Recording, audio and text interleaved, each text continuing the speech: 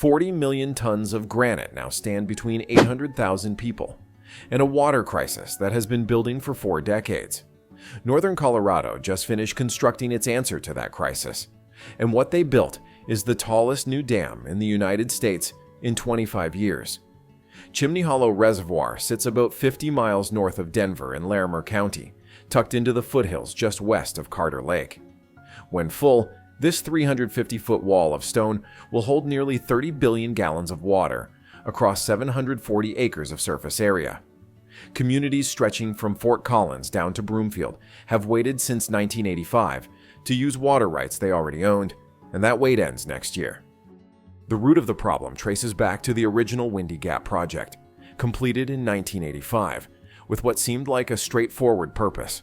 Water would be collected from the Colorado River, pumped over the mountains, and stored in Lake Granby on the eastern slope before flowing through existing infrastructure to serve growing Front Range cities. And here's where everything fell apart. Lake Granby fills up during wet years, which meant Windy Gap water had nowhere to go, and that water would simply release downstream, while the communities paying for those rights received nothing. Engineers described this using a term called firm yield, which measures how much water you can guarantee in any given year. Windy Gap's firm yield landed at effectively zero, which meant cities could never plan around water they might or might not receive. Population growth made this uncertainty dangerous over time. Northern Colorado contains 8 of the state's 10 fastest-growing communities, and climate projections suggest Colorado streams could shrink by 30% as temperatures warm. Residents have already cut their per capita water consumption by more than 25% since 1988 through conservation efforts. But conservation alone cannot outpace the number of people moving to the region. Finding a solution required evaluating 171 potential reservoir sites starting in 2002. Most failed basic tests involving wrong geology, environmental concerns, insufficient capacity, or proximity to development. Chimney Hollow won because of something unusual hiding in the ground beneath it. The site occupies a natural hogback valley where 2 different rock types meet, with soft red sandstone on the east side and hard granite on the west. That granite deposit changed everything about how this dam could be built. Traditional earthen dams rely on clay cores for waterproofing, but geotechnical studies found insufficient clay in the Chimney Hollow Valley to make that approach work. What engineers did find was an 80-acre deposit of high-quality granite sitting directly beneath where the reservoir would eventually fill. The elegance of this discovery meant crews could quarry the dam's building blocks right on site, while the resulting hole became the reservoir basin. No trucking millions of tons of material from distant locations, no years of additional construction time, and enormous cost savings compared to traditional approaches. But using granite instead of clay created a new challenge, because all that porous rock needed some other way to keep water from seeping straight through. Running through the center of Chimney Hollow Dam is a 4-foot wide wall of specialized asphaltic concrete called a hydraulic asphalt core. And this is what keeps 30 billion gallons of water from leaking through the granite surrounding it. More than 200 of these asphalt core dams operate around the world today, mostly in Norway, Germany, Austria, and China. German engineers developed the technology in the 1960s, and the safety record spans more than half a century of successful operation. America had only built one before Chimney Hollow. This new structure now stands as the tallest asphalt core dam in the United States, and only the second ever constructed here, which also makes it the first jurisdictional asphalt core dam in North America to fall under strict American regulatory oversight. Building something this unprecedented required bringing in specialists from Switzerland, and a company called Wallow International took on the job. This 5th-generation family business carries 86 years of asphalt core dam expertise with roughly 2,500 employees worldwide, and they kept 11 specialized personnel on site throughout 3 years of core construction. The numbers behind the asphalt work alone tell a story of scale that's hard to comprehend.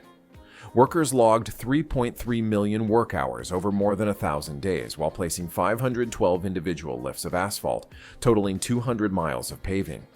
July 18th of 2025 marked the ceremonial final lift, capping years of specialized construction.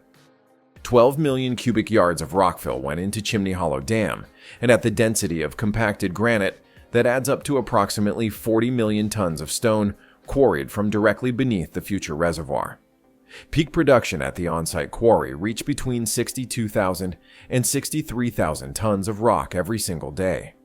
Picture that quantity as 4,500 highway-rated dump trucks hauling material daily, because that's the equivalent of what moved through this site during the heaviest construction periods.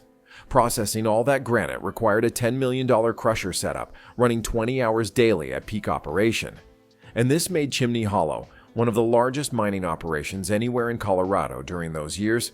The dam itself rises 350 feet tall, or 392 feet measured from the deepest foundation excavation, and stretches 3,700 feet in length across roughly 7/10 of a mile.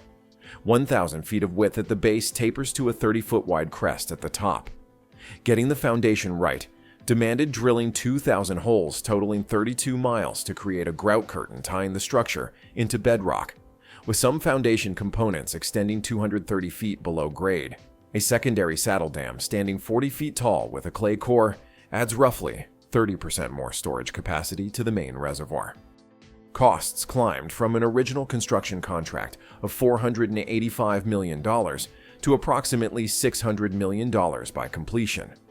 Rock placed more densely than engineers anticipated, which created a stronger dam but required an additional 2 million tons of material, and weather delays added to the overruns. Not a single dollar of taxpayer money funded the construction, because 12 water providers across northern Colorado pooled their resources to cover the entire cost themselves. Broomfield holds the largest ownership share at 29.4% and expects 40,000 new residents who will need this water for the city to reach full build-out. Longmont voters approved $36.3 million in 2017 specifically for their portion of the project.